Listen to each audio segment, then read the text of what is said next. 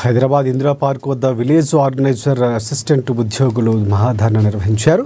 ఈ ధర్నాకు తెలంగాణ నలుమూల నుంచి ఉద్యోగులు భారీగా తరలివచ్చారు. ఈ ధర్నాకు తెలంగాణ జాగృతి వ్యవస్థాపక అధ్యక్షురాలు కవిత సంఘీభావానికి హాజరయ్యారు.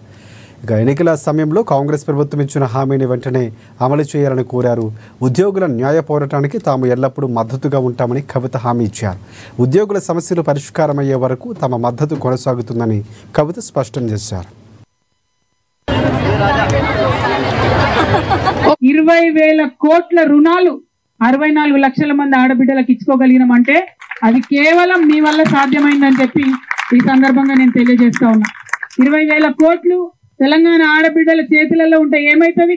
చదువుకు వాడుకుంటారు, పిల్లలకు ఏదో చిన్న వ్యాపారం చేసుకుంటారు, గ్రామంలో ఒక 2 రూపాయలు ప్రజల చేతులలో ఆడుతుంది. ఇలా ప్రజల చేతులలో 2 రూపాయలు ఆడుతున్నారు అంటే దానికి కారణం ఎవరు? ఇక్కడ కూర్చున్న వివోఏలే దానికి కారణం. కాబట్టే మనం ఏదో అడుక్కునే అవసరం లేదు, చెయ్యి కింద పెట్టి దానం చేయమని అడిగే అవసరం లేదు. బరాబర్ పని చేస్తున్నటువంటి పనికి జీతం కావాల్సిందే అని గలమెత్తి పిడికిలెత్తి మాట్లాడాల్సినటువంటి అవసరం ఉంది. మా వివోఏ అక్క చెల్లెలందరికీ నేను ఒకటే మాట చెప్తున్నా, ఏదో భయంగా ఏది ఉద్యమం అంటే గట్టిగా వేయాలి.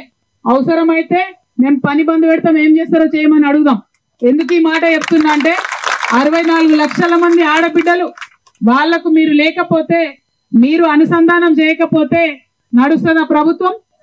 ఊకుంటారా? ఆడవాళ్ళు ఏ ఊర్లకు పోతే ఆ ఊర్లో ఎమ్మెల్యేలు తిరగనియారు, మంత్రులను తిరగనియారు,